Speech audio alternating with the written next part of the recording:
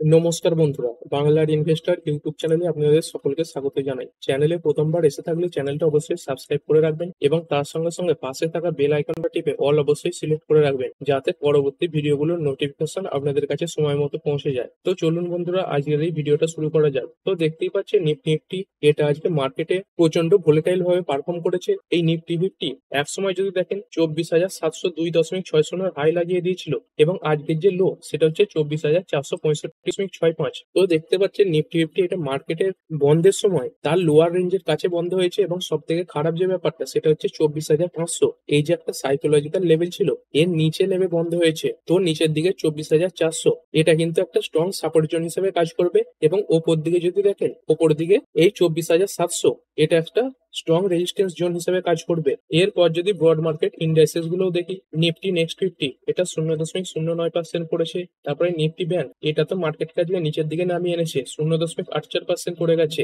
তো ব্যাংকিং সেক্টরের বড় বড় যে স্টক গুলো রয়েছে, আইসিআইসিআই ব্যাংক তার সঙ্গে সঙ্গে এইচডিএফসি ব্যাংক, এইগুলো আজকে মার্কেটে খুবই খারাপ পারফর্ম করেছে। তার সঙ্গে সঙ্গে ফাইন্যান্সিয়াল সার্ভিসেস এটাও 1%-এর কাছাকাছি পড়া। তারপরে মিড ক্যাপ সিলেক্ট এটা 0.39% পড়েছে। তারপরে নিফটি 100, 200, 500 এইগুলোও দেখতে পাচ্ছেন সব 0.30%-এর কাছাকাছি পড়া রয়েছে। মিড ক্যাপ এটাও আজকে খারাপ পারফর্ম করেছে। মিড ক্যাপ 50 এটা 0.42% পড়া। মিড ক্যাপ 100 এটা 0.27% পড়েছে। তবে স্মল ক্যাপ ইন্ডাইসেস গুলো আজকে একটু ভালো পারফর্ম করেছে। তো গতকাল তো দেখেইছিলেন এই মিড ক্যাপ এবং লার্জ ক্যাপ এইগুলো যতটা ভালো পারফর্ম করেছিল, সেখানে এই স্মল ক্যাপ এরা কিন্তু অতটা ভালো পারফর্ম করেনি। মানে কালকে লার্জ ক্যাপ এবং মিড ক্যাপ এই স্টকগুলোতে বড় উত্থান লক্ষ্য করা গিয়েছিল। তো সেই কারণে আজকের দিনে এই লার্জ ক্যাপ এবং মিড ক্যাপ এই স্টকগুলোতেই আবার প্রফিট বুকিং এসেছে। আর গতকাল যেহেতু স্মল ক্যাপ এই ইন্ডাইসেসটা সেরকম পারেনি, সেই কারণে স্মল ক্যাপ স্টকে আজকে কিন্তু সেরকম পতন লক্ষ্য করা যায়নি। এই স্মল ক্যাপ 100 এটা 0.04% বেড়েছে। তারপরে নিফটি স্মল ক্যাপ 50 এটাও দেখতে পাচ্ছেন 0.19% বাড়া। তারপর স্মল ক্যাপ 250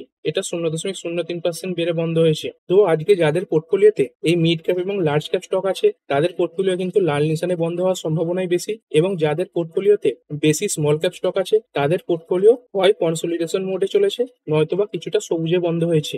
এরপর যদি সেক্টর ওয়াইজ দেখি, নিফটি অটো এটা 0.56% বেড়ে বন্ধ হয়েছে। ফাইন্যান্সিয়াল সার্ভিসেস এটা 0.90% পড়া। এফএমসিজি এটা প্রায় 0.5%-এর কাছাকাছি পড়েছে। নিফটি আইটি এটা আজকে ভালো পারফর্ম করেছে 0.38%। তো আইটি সেক্টরের মধ্যে বেশিরভাগ কোম্পানি আজকের দিনে ভালো পারফর্ম করেছে, না হলে কিন্তু মার্কেট আরো অনেকটা নিচে নেমে আসতে পারতো। এরপরে নিফটি মিডিয়া এটা 0.60% বেড়েছে। মেটাল বেড়েছে 0.38%। ফার্মা এটা 0.69% বেড়েছে। পিএসইউ ব্যাংক গতকালে একটা খুবই ভালো পারফরমেন্স দেখিয়েছিল, তারপরে আজকে সামান্য পরিমাণে পড়েছে 0.08%। এবং প্রাইভেট ব্যাংক এটা 0.81% পড়েছে। এবং নিফটি রিয়েলটি এটাও দেখতে পাচ্ছেন 0.1%-এর কাছাকাছি পড়া রয়েছে। তো আইটি সেক্টরের মধ্যে যদি দেখেন, এই নিফটি আইটির মধ্যে যে 10টা কোম্পানি রয়েছে তার মধ্যে কিন্তু 8টা কোম্পানি পজিটিভে বন্ধ হয়েছে এবং 2টো কোম্পানি কিছুটা নেগেটিভে বন্ধ হয়েছে। দেখতেই পাচ্ছেন টেক মাহিন্দ্রা এটা 2%-এর উপরে উপরে বাড়া রয়েছে। তারপরে এমফেসিস এটাও 2% কাছাকাছি বাড়া। ওএফএসএস এটা 1.33% বেড়েছে। পারসিস্টেন্ট এটা 1.24% বাড়া। এবং যেগুলো পড়েছে দেখতে পাচ্ছেন একদম পয়েন্টে পয়েন্টে পড়েছে, টিসিএস এটা মাত্র 0.11% পড়েছে এবং ইনফোসিস এটা 0.18% পড়েছে। এরপর যদি নিফটি ব্যাংক দেখেন, নিফটি ব্যাংক এটা তো 0.84% পড়েছে এবং এর সঙ্গে সঙ্গে বিএসসি সেন্সেক্স এটা 0.46% পড়ে বন্ধ হয়েছে। এরপর যদি ওভারঅল মার্কেট দেখেন, এনএসির মধ্যে টোটাল 3064 খানা স্টক আজকের দিনে ট্রেড হয়েছে, যাদের মধ্যে 1422 খানা স্টক এবং পড়েছে 1544 খানা স্টক। মানে আজকে মার্কেটে পজিটিভ শেয়ারের সংখ্যা কিন্তু একটু কমই রয়েছে। এরপরে যদি গ্লোবাল মার্কেট দেখি, ড্যাক্স এটা 0.37% পড়েছে। তারপরে ফুটসি এটা 0.12% বাড়া। 140 এটা 0.13% বাড়া রয়েছে। ইউরোস্টক এটা 0.26% নেগেটিভে চলছে। এবং যদি এশিয়ান মার্কেট গুলো দেখেন, জাপানের মার্কেট তো আজকে খুবই একটা ভালো পারফর্ম দেখাচ্ছে, এই নিক্কেই এটা 2.14% বাড়া রয়েছে। এবং যদি চীনের মার্কেট গুলো দেখেন, চীনের মার্কেট গুলো কিন্তু ভালো পারফরমেন্স দেখাচ্ছে। এখানে দেখতে পাচ্ছেন এই যে চীনের মার্কেট গুলো রয়েছে সেগুলো সব 0.50% থেকে প্রায় 1%-এর কাছাকাছি বাড়া রয়েছে। তো এই সাংহাই এটা 0.5% বাড়া এবং হ্যাংসেং এটা 0.25% বাড়া রয়েছে। এবং যদি সাউথ কোরিয়ার মার্কেট দেখেন, এই কোসপি এটা 0.5%-এর কাছাকাছি পড়া রয়েছে।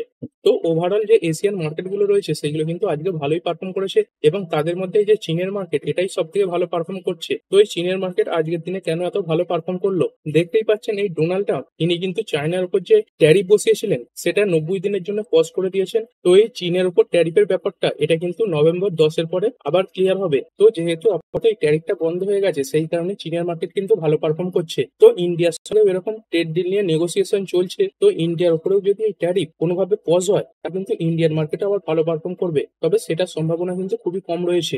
এরপর মার্কেটে যে স্টকগুলো বেড়েছে এবং যে স্টকগুলো পড়েছে, তারপর কিছু স্টকের ক্ষেত্রে কি নিউজ এসেছে, এবং এর সঙ্গে সঙ্গে অনেক কোম্পানি আজকের দিনে তার যে কোয়ার্টার ওয়ানের রেজাল্ট সেটা পেশ করেছে। তো চলুন সেইগুলো এক এক করে দেখে নিই। প্রথম যে কোম্পানিটা সোনাটা সফটওয়্যার লিমিটেড, এটা আজকের দিনে 12.81% বেড়ে বন্ধ হয়েছে। তবে যদি দেখেন এই স্টকটা গত কয়েকদিনে অনেকটাই পড়ে রয়েছে। 6 মাসে যদি দেখেন প্রায় 16%-এর কাছাকাছি, এক মাসেও যদি দেখেন তাহলে 14%-এর কাছাকাছি পড়া, এবং এক বছরে এই স্টকটা প্রায় 38%-এর কাছাকাছি পড়া রয়েছে। তো যেহেতু স্টকটা এত ডাউনে রয়েছে সেই কারণে আজকে কিছুটা বাউন্স ব্যাক এসেছে। এর পরের কোম্পানি এসজিবিএন লিমিটেড, তো এই কোম্পানিটা তার কোয়ার্টার ওয়ান রেজাল্টের পরে আজকে ভালো পারফর্ম করেছে। তো কোম্পানির রেজাল্ট এটা কেমন এসেছে, কোম্পানির যদি রেজাল্ট দেখেন তাহলে ইয়ার অন ইয়ার খুব একটা ভালো রেজাল্ট কিন্তু নয়, কিন্তু কোয়ার্টারলি যদি দেখেন তাহলে কোম্পানির রেজাল্ট খুবই ভালো এসেছে। কোম্পানির কোয়ার্টারলি সেলস দেখতে পাচ্ছেন 504 কোটি থেকে বেড়ে 917, যদিও এখানেও ইয়ার অন ইয়ার এই যে সেলস এটা একটু বেশি এসেছে। ইয়ার অন ইয়ার দেখতে পাচ্ছেন 5% এসেছে। তারপরে এবিটাটা ইয়ার অন ইয়ার 9% ভালো, কিন্তু কোয়ার্টার অন কোয়ার্টার দেখতে পাচ্ছেন অনেকটা পরিমাণে বেড়েছে।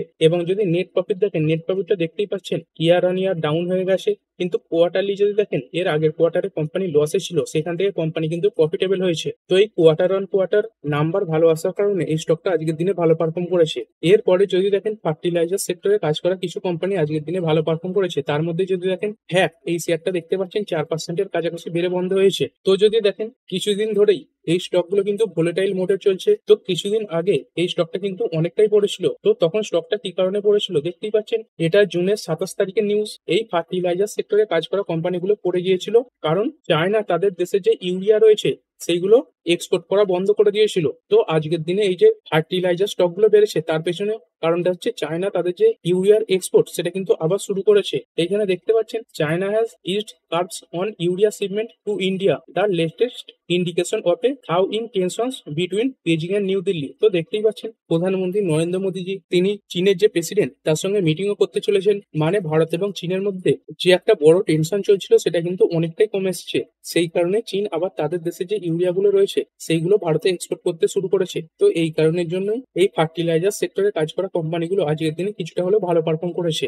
এর পরের company Hyundai motor India limited, এই স্টকটা আজকের দিনে 2.34% বেড়ে বন্ধ হয়েছে। তো এর বাড়ার পেছনে কি কারণ রয়েছে দেখতে পাচ্ছেন, এই যে গোল্ডম্যান স্যাচ এই যে ব্রোকারেজ হাউসটা রয়েছে এরাই হুন্ডাই মোটর এই শেয়ারটাকে বাই রেটিং দিয়েছে, এবং তার সঙ্গে সঙ্গে এদের যে টার্গেট প্রাইস সেটা 21% পর্যন্ত বাড়িয়ে দিয়েছে। মানে গোল্ডম্যান স্যাচ এরা মনে করছে এই স্টকটা বর্তমান দাম থেকে 21% পর্যন্ত বাড়তে পারে। তো যেসব ইনভেস্টররা এই গোল্ডম্যান স্যাচ এই ব্রোকারেজ হাউসটার কথা মেনে চলে তারা এই স্টকটাতে বড় বাইং করেছে, এবং তার ফলে এই স্টকটা আজকের দিনে বেড়েছে। তো স্টকটার দাম চলছে দেখতে পাচ্ছেন 2200 টাকার কাছাকাছি। তো গোল্ডম্যান স্যাচ এরা এই যে টার্গেট প্রাইস এটা দিয়েছে 2600 টাকা পর্যন্ত। এরপরে এইচবিএল ইঞ্জিনিয়ারিং লিমিটেড, এই স্টকটা আজকের দিনে 0.31% বেড়েছে, তবে শুরুর সময় আরো অনেকটাই বাড়া ছিল। তো কোম্পানি তাদের রেজাল্ট পেশ করার পর থেকে ক্রমাগতই বাড়ছে। তো 8 তারিখ থেকেও যদি দেখেন তাহলে প্রায় 16%-এর কাছাকাছি বেড়েছে। এরপরে যদি দেখেন পিজি ইলেকট্রোপ্লাস্ট লিমিটেড, এই স্টকটা 5 দিনে প্রায় 35%-এর কাছাকাছি ডাউন হওয়ার পরে আজকে কিন্তু সামান্য রিকভার করেছে। আজকে 1.92% বেড়ে বন্ধ হয়েছে। এর পরের কোম্পানি যাত্রা অনলাইন, দেখতে পাচ্ছেন ইন্ডিয়ান মার্কেটে এই স্টকটা আজকের দিনে 20%-এর আপার সার্কিল লাগিয়েছে, এবং যদি দেখেন গতকালও এই স্টকটা 20%-এর আপার সার্কিল লাগিয়েছিল, এবং দুদিনে এই স্টকটা প্রায় 44%-এর কাছাকাছি বেড়েছে। এবং আমেরিকান মার্কেটেও এই যে যাত্রা অনলাইনের এডিআর রয়েছে সেটাও কিন্তু ভালো পারফরমেন্স এর আগের দিন দেখিয়েছে। তো এরকম ভালো পারফরমেন্স দেখাবার কারণ কি, কারণ হচ্ছে কোম্পানির কোয়ার্টার ওয়ানের যে রেজাল্ট সেটা কিন্তু খুবই ভালো এসেছে। কোম্পানি যদি প্রফিট দেখতে পাচ্ছেন কোম্পানির আগের বছর সেম কোয়ার্টারে 4 কোটির প্রফিট পোস্ট করেছিল, সেখান থেকে কোম্পানির নেট প্রফিট বেড়ে হয়েছে 15 কোটি। এবং যদি কোয়ার্টারলিও দেখেন কোয়ার্টারলিও কোম্পানির যে নেট প্রফিট এটা অনেকটা পরিমাণে বেড়েছে, 10 কোটি থেকে বেড়ে 15 কোটি হয়েছে। তো এই রেজাল্ট ভালোর কারণে এই স্টকটা এত ভালো পারফর্ম করছে। এরপরে ইক্সিগো, এই স্টকটা আজকের দিনে 5.10% বেড়েছে। এরপরে যে স্টকগুলো পড়েছে সেগুলো একবার দেখবো। প্রাজ ইন্ডাস্ট্রিজ লিমিটেড, তো এই ইথানল সেক্টরের যে বিভিন্ন যন্ত্রপাতি তার সঙ্গে সঙ্গে যে কারখানার সরঞ্জাম সেইগুলো এই কোম্পানিটা তৈরি করে থাকে। তো সেরকম যে সরঞ্জামগুলো রয়েছে তাদের চাহিদা কমার জন্য এই কোম্পানিটার যে অর্ডার এবং তার সঙ্গে সঙ্গে বিক্রি সেটা কিছুটা কমে গেছে, এবং সেই কারণে কোম্পানির যে রেজাল্ট সেটা খারাপ এসেছে। আর সেটারই প্রভাব কিন্তু আজকে এই শেয়ারের উপরে পড়েছে, এবং আজকের দিনে শেয়ারটা প্রায় 7% 5%-এর কাছাকাছি পড়ে বন্ধ হয়েছে। তো কোম্পানির রেজাল্ট এটা কতটা খারাপ এসেছিল দেখতে পাচ্ছেন। কোম্পানির যে প্রফিট এটা ইয়ার অন ইয়ার 94% পর্যন্ত পড়ে গেছে। তো বুঝতেই পারছেন এই যে রেজাল্টটা এটা কিন্তু খুবই খারাপ এসেছে। এরপরে পাইপ সেগমেন্টে কাজ করে একটি কোম্পানি অ্যাস্টার লিমিটেড, এটা প্রায় 8%-এর কাছাকাছি পড়ে বন্ধ হয়েছে। তো এই কোম্পানিও যে পড়েছে এর পেছনে কোম্পানির যে রেজাল্ট সেটাই কাজ করছে। কোম্পানির যদি প্রফিট আফটার ট্যাক্স দেখেন এটা ইয়ার অন ইয়ার 33% পর্যন্ত পড়েছে। এরপরে এসিই, এই স্টকটা আজকের দিনে 6.40% পড়েছে এবং যদি দেখেন তার রেজাল্টের পর থেকে স্টকটা প্রায় 15%-এর কাছাকাছি ডাউন হয়ে গেছে। তারপরে স্নাইডার ইলেকট্রিক, এই স্টকটাও তার রেজাল্টের পর থেকে ক্রমাগত করছে, আজকের দিনে 5%-এর লোয়ার সার্কিট লাগিয়েছে এবং যদি দেখেন 5 দিনে এই স্টকটা প্রায় 18%-এর কাছাকাছি ডাউন। তো দেখতে পাচ্ছেন যেসব কোম্পানিগুলো খারাপ রেজাল্ট দেখাচ্ছে সেগুলো কিন্তু ক্রমাগতই পড়ছে। এরপরে কেএনআর কনস্ট্রাকশন লিমিটেড, এটা 4%-এর কাছাকাছি পড়ে বন্ধ হয়েছে। তারপরে একটি স্টক দেখতে পাচ্ছেন মার্কসান্স ফার্মা লিমিটেড, এটা 10%-এর কাছাকাছি পড়েছে। তো এরকম যে হঠাৎ করে গ্যাপ ডাউন হয়েছে এর পেছনে কোম্পানির যে রেজাল্ট সেটাই কাজ করছে। তো কোম্পানির রেজাল্ট এটা কেমন এসেছে দেখতেই পাচ্ছেন। কোম্পানির যে রেজাল্ট এরপরেই কিন্তু শেয়ারটা 14%-এর কাছাকাছি পড়েছে। তো কোম্পানির রেজাল্টটা একবার দেখে নেব। কোম্পানির যদি নেট প্রফিট দেখেন ইয়ার অন ইয়ার 88.7 কোটি থেকে প্রায় 34% পড়ে হয়েছে 58.3 কোটি টাকা। এবং যদি রেভিনিউ দেখেন, রেভিনিউ এর ক্ষেত্রে কিন্তু 5% বৃদ্ধি লক্ষ্য করা গেছে, 590 কোটি থেকে বেড়ে হয়েছে 620 কোটি। তবে কোম্পানির যে এবিটা এটা কিন্তু 22% পর্যন্ত পড়েছে। তো কোম্পানির যে ওভারঅল রেজাল্ট সেটা কিন্তু খারাপ এসেছে। এরপরে আইপিও মার্কেট নিয়ে একটু কথা বলবো। তো আজকের দিনে একটি দমদার আইপিও মার্কেটে লিস্ট হয়ে গেছে। তো দেখতে পাচ্ছেন আজকের দিনে এই যে হাইওয়ে ইনফ্রাস্ট্রাকচার আইপিও এটা আজকে মার্কেটে শেয়ার হিসাবে লিস্ট হয়েছে। তো যারাই আইপিও অ্যালটমেন্ট পেয়েছিল তারা এই আইপিওতে 64.29% লিস্টিং গেইন পেয়েছেন। তো ইস্যু প্রাইস দেখতে পাচ্ছেন 70 টাকা ইস্যু প্রাইস ছিল এবং যে লিস্টিং প্রাইস এটা কতই হয়েছে 115 টাকায় মার্কেটে লিস্ট হয়েছে। এবং যদি দেখেন মার্কেটে লিস্ট হওয়ার পরেও এই স্টকটা ভালো পারফরমেন্স দেখিয়েছে। মার্কেটে লিস্ট হওয়ার পরে এই স্টকটা আবার 5%-এর আপার সার্কিটও লাগিয়ে দিয়েছে। এরপরে একটি আইপিও আজকে মার্কেটে সাবস্ক্রিপশনের জন্য ওপেন হয়েছে। তো কত কি সাবস্ক্রিপশন সেটা দেখে নেবো। তো দেখতে পাচ্ছেন আজকের এই 3:34-এর টাইম অনুযায়ী মোট যে সাবস্ক্রিপশন সেটা 4.96 গুণ হয়ে গেছে। মানে প্রচুর পরিমাণে অ্যাপ্লাই কিন্তু এই আইপিওতে হচ্ছে। এই কিউআইবি দেখতে পাচ্ছেন এখানে 2.94 গুণ হয়েছে। এনআইআই এখানে 8.14 গুণ হচ্ছে। তারপর বিগ এনআইআই এখানে 7.44 গুণ হয়েছে। তারপর স্মল এনআইআই এখানে প্রায় 10 গুণের কাছাকাছি হয়েছে। রিটেলরা প্রায় 4.79 গুণ অ্যাপ্লাই করেছে এবং টোটাল যদি দেখেন তাহলে 4.98 গুণ অ্যাপ্লাই হয়ে গেছে। তো প্রথম দিনেই দেখতে পাচ্ছেন এখনো সম্পূর্ণ দিন শেষ হয়নি, সেখানে এই যে সাবস্ক্রিপশন এটা কিন্তু অনেকটাই বেশি হয়েছে বা ওভার সাবস্ক্রাইব হয়ে গেছে। তো এই আইপিও যে অ্যালটমেন্টের চান্স এটা কিন্তু খুবই কম থাকবে। আর এই আইপিও জিএমপি কত চলছে চলুন এটা একটু দেখে নিই। তো দেখতে পাচ্ছেন এই যে জিএমপি এটা আগের দিন ছিল 23 টাকা এবং আজকের দিনে দেখুন এই যে 12 তারিখে এই যে জিএমপি এটা চলছে 24 টাকা এবং যদি পার্সেন্টেজ অনুযায়ী দেখেন তাহলে এর আগের দিন জিএমপি ছিল 22.55%। তো সেই জিএমপি বেড়ে হয়েছে 23.53%। তো লিস্টিং রেট পর্যন্ত যদি এই জিএমপি বজায় থাকে তাহলে কিন্তু এতে একটা বড় লিস্টিং গেইনটার সম্ভাবনাও রয়েছে। এরপরে মার্কেটে আসা নতুন একটি আইপিও যেটা সবারই নজরে ছিল, তো এই এনএসডিএল এটা দেখতে পাচ্ছেন আস্তে আস্তে কিছুটা ঠান্ডা হয়েছে। আজকের দিনে 1.24% বেড়ে বন্ধ হয়েছে এবং আজকের দিনে লো দেখতে পাচ্ছেন 1257 এবং আজকের হাই 1352। মানে এখনো কিন্তু ভোলাটিলিটি বজায় রয়েছে। এরপরে যদি নিফটি ফিফটির মধ্যে দেখি, নিফটি ফিফটির মধ্যে 17টা কোম্পানি আজকের দিনে পজিটিভে বন্ধ হয়েছে এবং 33টা কোম্পানি নেগেটিভে বন্ধ হয়েছে। তো যে কোম্পানিগুলো নিফটি ফিফটির মধ্যে বেড়েছে এবং পড়েছে সেগুলো দেখবো। নিফটি ফিফটির মধ্যে টেক মাহিন্দ্রা এটা 2.3% বেড়েছে। তারপর মারুতি এটা 1.98% বাড়া। হিরো মোটোকর্প এটা 1.79% বেড়েছে। মাহিন্দ্রা এন্ড মাহিন্দ্রা এটা বেড়েছে 1.56% এবং এনটিপিসি এটা 1.19% বেড়েছে। এরপরে যেগুলো পড়েছে সেগুলো দেখবো। পড়া শেয়ারের মধ্যে রয়েছে বাজাজ ফাইন্যান্স এটা 2.83% পড়েছে। ট্রেন্ড লিমিটেড এটা 1.39% পড়েছে। হিন্দুস্তান ইউনিলিভার এটা 1.37% পড়া। নেসলে ইন্ডিয়া এটা পড়েছে 1.36%। তারপরে ইটার্নাল এটা 1.33% পড়েছে। তো দেখতে পাচ্ছেন যে সমস্ত স্টকগুলো এই এফএমসিজি সেক্টরে কাজ করে এবং যে সমস্ত স্টকে কনজিউম বেশি হয় সেগুলোই কিন্তু আজকের দিনে বেশি খারাপ পারফর্ম করেছে। এরপরে যদি কোয়ার্টার ওয়ান রেজাল্টের সিজন নিয়ে কথা বলি, আজকের দিনে অনেক বড় বড় কোম্পানি তার যে রেজাল্ট সেটা পেশ করবে। তাদের মধ্যে যদি বড় বড় নাম দেখেন, ওএনজিসি রয়েছে, হ্যাল রয়েছে, নাইকা, এনএমডিসি রয়েছে, সুইলন এনার্জি রয়েছে, জাইডাস রয়েছে এবং টোটাল 580খানা কোম্পানি তাদের যে রেজাল্ট সেগুলো পেশ করবে। তো আরো কিছু নাম রয়েছে এখানে দেখতে পারেন, এই হিন্দালকো ইন্ডাস্ট্রি রয়েছে, অ্যাপেলো হসপিটাল রয়েছে, জিন্দাল স্টিল, জাইদাস লাইফ সায়েন্স, তারপরে আরবিএনএল রয়েছে, অ্যাবট ইন্ডিয়া রয়েছে। তো আপনারা এখানটা পজ করে কোম্পানির যে নামগুলো সেগুলো পড়ে নিতে পারেন। এরপরে কিছু কোম্পানির কোয়ার্টার ওয়ানের রেজাল্ট আপনাদের সঙ্গে আলোচনা করব। প্রথম যে কোম্পানির সেটা হচ্ছে রতন ইন্ডিয়া এন্টারপ্রাইজেস লিমিটেড। তো কোম্পানির রেজাল্ট এটা কেমন এসেছে, তো দেখতে পাচ্ছেন কোম্পানির যে কনসলিডেটেড নাম্বার এটা খুলে নিয়েছি। তো এই যে প্রতিটা ফিগার সেগুলো সব মিলিয়নে রয়েছে। তো আমরা শুধু সংখ্যার হিসেবে পড়বো। টোটাল ইনকাম কত হয়েছে 24,979 থেকে পড়ে হয়েছে 23,167। কিন্তু কোয়ার্টারলি দেখতে পাচ্ছেন কোয়ার্টারলি কিন্তু ভালো এসেছে। কোয়ার্টারলি 15,098 থেকে বেড়েছে। তারপর যদি পিবিটি দেখেন বা প্রফিট বিফোর ট্যাক্স, এটা 10,051 থেকে পড়ে হয়েছে 5,919।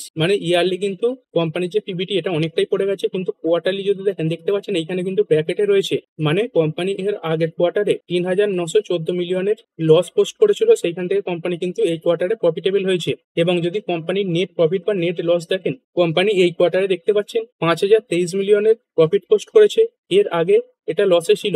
এর আগের কোয়ার্টারে এটা ছিল 3,585 মিলিয়নের লস। এবং এর আগের বছর সেম কোয়ার্টারে কোম্পানির যে প্রফিট ছিল এটা ছিল 8,512 মিলিয়ন। তো কোম্পানির যে রেজাল্ট এটা ইয়ার অন ইয়ার খারাপ এসেছে, কিন্তু কোয়ার্টারলি ভালো।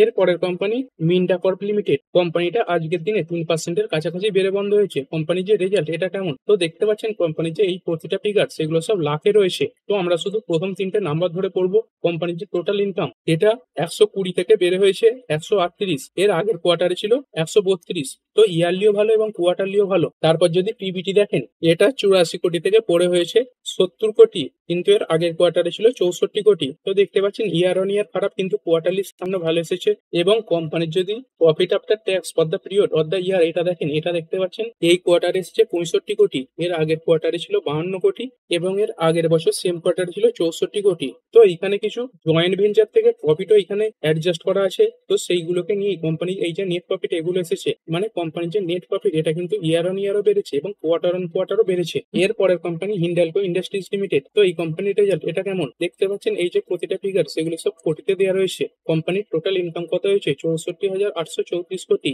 এর আগের কোয়ার্টারে এটা ছিল 65,590 কোটি এবং এর আগের বছর সেম কোয়ার্টারে ছিল 57,437 কোটি। তো ইয়ারলি যথেষ্টই ভালো, কিন্তু কোয়ার্টারলি সামান্য ডাউন। এরপরে যদি পিবিটি দেখেন বা প্রফিট বিফোর ট্যাক্স এটা কত, এটা 5,676 কোটি। তো এর আগের বছর সেম কোয়ার্টারে ছিল 4,848 কোটি। এর আগের কোয়ার্টারে ছিল 6,550 কোটি। মানে এটাও দেখতে পাচ্ছেন ইয়ারলি ভালো, কিন্তু কোয়ার্টারলি ডাউন। এবং যদি প্রফিট ফর দ্য পিরিয়ড দেখেন এটা কত, এটা 4,004 কোটি। এর আগের কোয়ার্টারে কত ছিল 5,284 কোটি এবং এর আগের বছর সেম কোয়ার্টারে কত ছিল 3,074 কোটি। তো কোম্পানির যে ওভারঅল রেজাল্ট সেটা কিন্তু ইয়ারলি ভালো এসেছে, কিন্তু কোয়ার্টারলি অনেকটাই ডাউন হয়ে গেছে। এর পরের কোম্পানি ভ্যাল বা হিন্দুস্তান এরোনটিক্স লিমিটেড। তো এই কোম্পানির রেজাল্ট পড়বো। কোম্পানির এই যে প্রতিটা ফিগার সেগুলো সব দেখতে পাচ্ছেন লাখে রয়েছে। তো আমরা কোটিতে পড়বো। কোম্পানির টোটাল ইনকাম এটা 5,085 কোটি থেকে বেড়ে হয়েছে 5,568 কোটি। এর আগের কোয়ার্টারে কত ছিল, এর আগের কোয়ার্টারে ছিল 14,352 কোটি। তো ইয়ারলি সামান্য বেড়েছে, কিন্তু কোয়ার্টারলি খুব ডাউন হয়ে গেছে। এরপর যদি কোম্পানির প্রফিট বিফোর ট্যাক্স দেখি, এটা এসেছে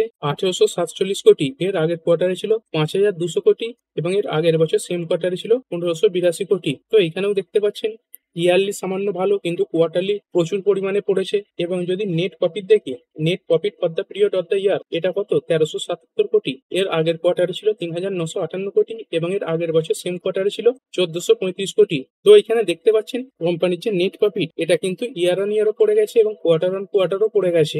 এরপরে ফার্মা সেক্টরের কিছু কোম্পানি কোয়ার্টার ওয়ানের রেজাল্ট আলোচনা করবো। প্রথম যে কোম্পানিটা এটা হচ্ছে অ্যালকেম ল্যাব। এটা আজকে 6.62% বেড়ে বন্ধ হয়েছে। কোম্পানির যে রেজাল্ট এটা কেমন, কোম্পানির সেলস দেখতে পাচ্ছেন 3,032 কোটি থেকে বেড়ে হয়েছে 3,371 কোটি। এটা কোয়ার্টারলিও ভালো এসেছে। তারপরে অপারেটিং প্রফিট 609 কোটি থেকে বেড়ে হয়েছে 739 কোটি। এটা কোয়ার্টারলি প্রায় ডবলের কাছাকাছি এসেছে। এবং এরপরে যদি নেট প্রফিট দেখি, নেট প্রফিট 550 কোটি থেকে বেড়ে হয়েছে 668 কোটি। এটা কোয়ার্টারলি যথেষ্ট ভালো। এরপরে কোম্পানি ন্যাটকো ফার্মা লিমিটেড। এটা আজকের দিনে টোটাল 1.33% পড়েছে। তো কোম্পানির যে রেজাল্ট এটা কেমন এসেছে, তার আগে একটা কথা বলে দিই, এই কোম্পানিটা এক একটা শেয়ার পিছু 2 টাকা করে ডিভিডেন্ড দিতে চলেছে এবং এর যে রেকর্ড ডেট সেটা রাখা হয়েছে 19 আগস্ট। তো কোম্পানির টোটাল ইনকাম দেখতে পাচ্ছেন এই যে ফিগারগুলো সেগুলো সব মিলিয়ন দেওয়া রয়েছে। এর আগের বছর সেম কোয়ার্টারে ছিল 1,410 কোটি, সেখান থেকে পড়ে হয়েছে 1,390 কোটি। এর আগের কোয়ার্টারে কত ছিল 1,287 কোটি। তো ইয়ার অন ইয়ার ডাউন, কিন্তু কোয়ার্টারলি ভালো। এবং যদি পিবিটি দেখেন বা প্রফিট বিফোর ট্যাক্স, এটা এসেছে 571 কোটি, যেটা এর আগের বছর সেম কোয়ার্টারে ছিল 803 কোটি